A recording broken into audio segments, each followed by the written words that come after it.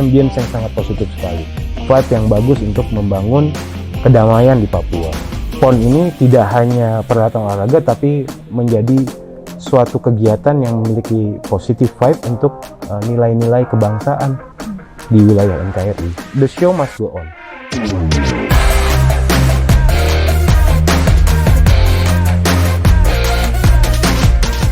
Selamat siang pemirsa, apa kabar Anda hari ini?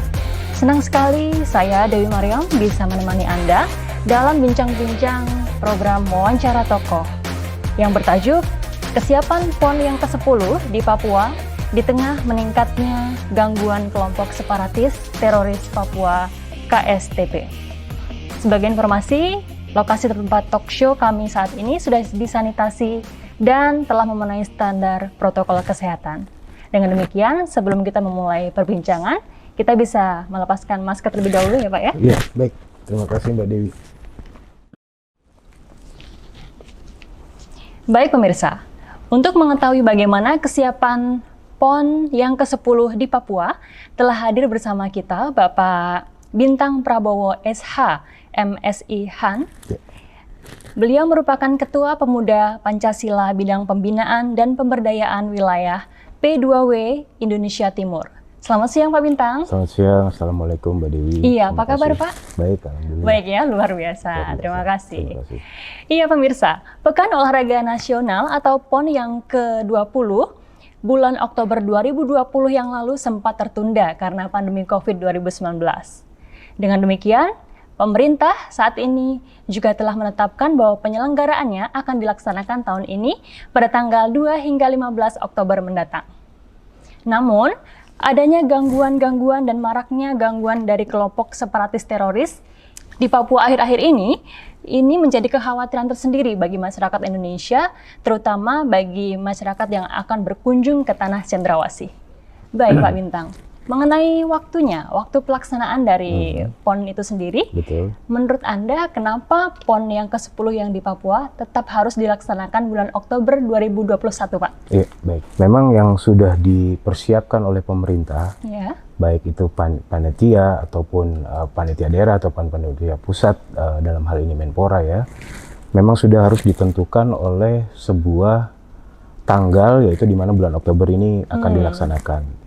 Memang sudah tepat dilaksanakan, walaupun memang kita dalam menyikapi situasi dan dinamika Papua saat ini memang cenderung mengeskalasi ya konfliknya itu ya. Tapi karena kinerja Alpakam yang kami harapkan itu terus-menerus melakukan sebuah pengamanan di tempat lokasi, dan tempat lokasi tersebut juga jauh tuh dari Arena ya, Pak, ya, arena satu dari pertandingan. arena pertandingan, dan lokasi konflik mereka itu kan jauh sekali ya di Iya. atas.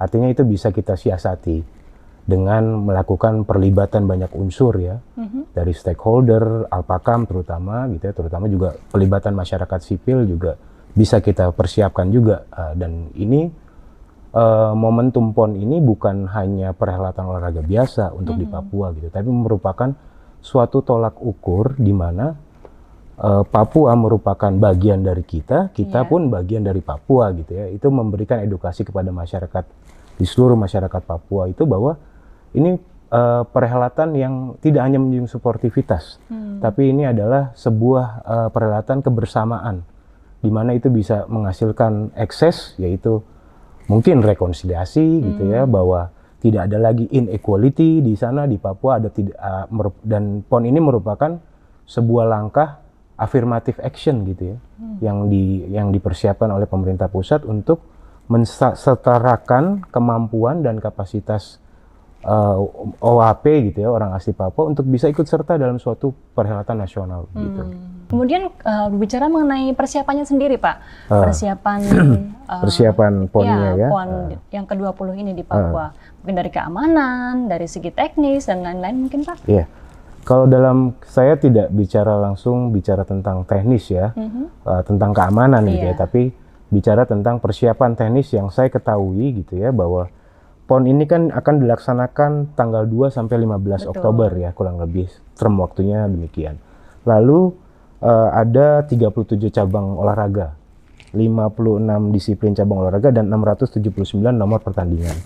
Dan itu melalui hitungan tersebut itu ada 6.484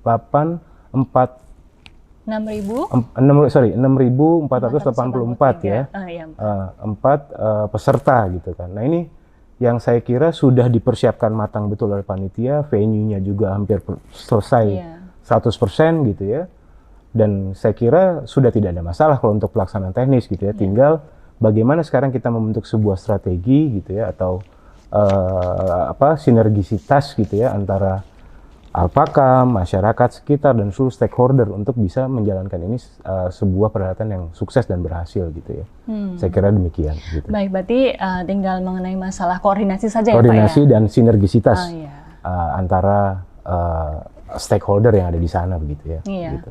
Berarti kalau mengenai keamanan dari penyelenggaraan PON itu sendiri, apalagi kan sekarang juga seperti yang saya sampaikan tadi, banyak sekali gangguan-gangguan dari kelompok separatis teroris di Papua ya. Bahkan akhir-akhir ini pun juga banyak korban seperti itu. Nah, apakah keamanannya ini cukup Pak menurut Bapak? Saya kira begini, dengan banyaknya eskalasi konflik yang makin tinggi ya dinamikanya, itu menuntut kita penyelenggara pemerintah atau pemerintahan atau stakeholder gitu ya, untuk lebih awareness-nya kan ditinggikan juga. Tentunya perlu disikapi dengan mungkin penambahan personel, penegakan hukum dan segala macam gitu ya. Apalagi sudah banyak contoh-contoh yang memang sepatutnya diambil sebuah tindakan tegas gitu ya. Permasalahan di Papua ini kan tidak hanya kalau kita bisa sampaikan gitu ya, bahwa apa yang sudah dilakukan itu kan mestinya mengikis sebuah inequality itu ya, kesetaraan yang mereka harapkan itu sudah diberikan pemerintah pusat dengan memberikan syarat khusus kepada OAP bisa mengikuti pendidikan TNI Polri dengan syarat yang khusus, juga masuk ke ASN juga dengan syarat yang khusus gitu ya. Artinya sudah dipersiapkan, dana otsus itu juga pun sudah dipersiapkan. Nah ini ada segelintir kelompok orang yang masih meneriakan ketidakadilan gitu ya. Saya kira ini apakah betul mewakili perasaan pemerintah atau orang asli Papua, atau memang mereka punya agenda tersendiri yang sifatnya mengganggu stabilitas nasional. Ini kan yang harus betul-betul aparatur negara atau stakeholder di sana itu memberikan tindakan yang tegas dalam rangka penegakan hukum. Saya kira sekarang itu sudah mulai dilakukan, dan otomatis ekses dari situ adalah keamanan yang akan tercipta gitu kan. Keamanan yang mulai bisa kondusif, keamanan yang mulai bisa kita yakini bersama bahwa situasi ini akan berujung kepada kondusivitas gitu ya. Tinggal masalah bagaimana mengedukasi masyarakat yang ada di situ gitu. Mereka itu kan tidak hanya ini, tapi juga menjadi korban juga kan, karena ketidakamanan di sana mereka menjadi korban juga gitu ya. Jadi itu yang harus kita saling baku tegang tangan gitu, kalau istilah Papua di sana. Kita baku pegang tangan, saling menyajikan bahwa torang semua bisa damai begitu. Itu kalau yang saya tangkap dari diskusi dengan tokoh-tokoh di sana, dengan anak-anak muda yang di sana, mereka punya hope yang sungguh luar biasa kepada PON dan juga kepada NKRI begitu. Jadi bisa menumbuhkan rasa nasionalisme juga ya Pak. Betul, karena kan tidak hanya sebagai ajang olahraga begitu ya, tapi ini membuat mereka secara mental bahwa saya bagian dari Indonesia begitu, bagian dari NKRI begitu.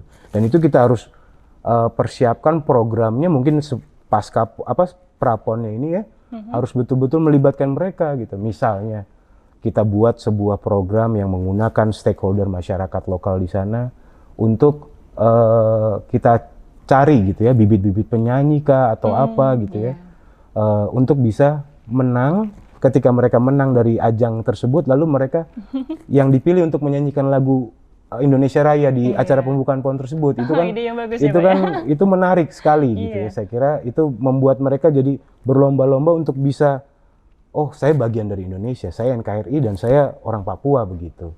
Saya kira demikian. Dan itu akhirnya eksesnya ke keamanan, betul sekali. ke kondisivitasan situasi begitu. Berarti memang tidak hanya dari aparatur pemerintah seperti TNI dan Polri, tetapi juga seharusnya masyarakat, semua masyarakat juga ikut terlibat untuk menjaga keamanan ya Pak ya. Dan itu tugas kita para pelaku organisasi, para pelaku politik mungkin ya, sosial, pendidikan gitu ya, harus bisa mengedukasi masyarakat dengan cara-cara yang sifatnya diberikan program yang kalau saya melakukan komunikasi di Papua, dua hal yang bisa memberikan suatu pemahaman begitu melalui olahraga dan seni dan budaya. Nah ini harus kita gencarkan dua ini gitu ya, dengan program-program yang tidak harus formil gitu ya, tidak harus melakukan sebuah diskusi yang formil gitu, tapi melalui program-program yang mengangkat seni dan budaya, lalu olahraga itu bisa sangat merebut hati dan pikiran mereka untuk segera bisa melupakan konflik begitu, situasi yang tegang begitu dan segala macam gitu. Dan dengan dilakukannya itu otomatis keamanan, kondisivitas situasi juga bisa kita raih gitu ya, secara kebersamaan. Iya, baik. Jadi memang seluruh stakeholder harus betul, terlibat ya Pak ya. Dan diberikan kesempatan untuk mengapresiasikan kegiatannya mereka gitu dalam rangka melakukan hal tersebut begitu. Iya, baik. Kemudian mengenai keputusan pemerintah yang tetap melaksanakan PON Papua pada Oktober 2021 ini menuai kritik juga nih Pak. Betul. Nah, bagaimana pendapat Anda? Kritik itu tentunya kan itu kan sumbang saran ya. Tidak menjadi suatu hal yang negatif gitu ya. Saya kira nanti mungkin karena di era pandemi ini untuk menjawab kritik tersebut gitu ya, protokol kesehatan harus diperbaiki gitu ya. Lalu sarana dan prasarananya juga harus betul-betul disiapkan secara matang. Lalu mungkin penambahan tenaga medis apabila ada kejadian atau situasional yang tidak diinginkan begitu. Saya kira itu problematika dan dinamika di lapangan itu dalam sebuah forum apapun gitu ya pasti ada.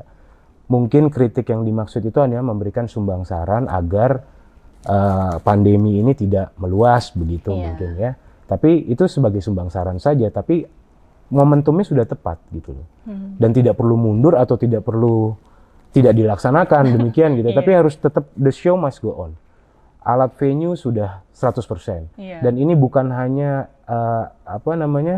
bukan hanya perhelatan olahraga aja, tapi membuka sebuah silaturahmi dalam ambience yang positif sekali gitu ya. Untuk masyarakat Papua, mereka bisa mengenal orang Jawa mungkin, atau sebaliknya, atau orang dari Kalimantan atau apa, bisa itu kan semua hadir. Hadir kan perwakilannya gitu. Artinya ini ambience yang sangat positif sekali. Vibe yang bagus untuk membangun kedamaian di Papua begitu. Iya Pak, kemudian ada tidak kira-kira himbauan dari Bapak kepada masyarakat Indonesia terutama supaya masyarakat Indonesia ini juga mendukung keputusan pemerintah untuk tetap mengadakan PON yang ke-20 di Papua ini Pak? Baik, saya sih mengimbau ya bahwa ini bukan hanya perhelatan olahraga yang tadi seperti sampaikan di awal gitu ya. Ini merupakan sebuah statement bahwa nasional Indonesia secara keseluruhan, NKRI secara keseluruhan mengakui dan juga memberikan dukungan kepada Papua gitu ya. Papua ini adalah saudara kita, bagian dari kita, dan kayaknya perlu diberikan pemahaman yang kiranya bisa mereka menyadarkan mereka bahwa kita ini bagian dari NKRI.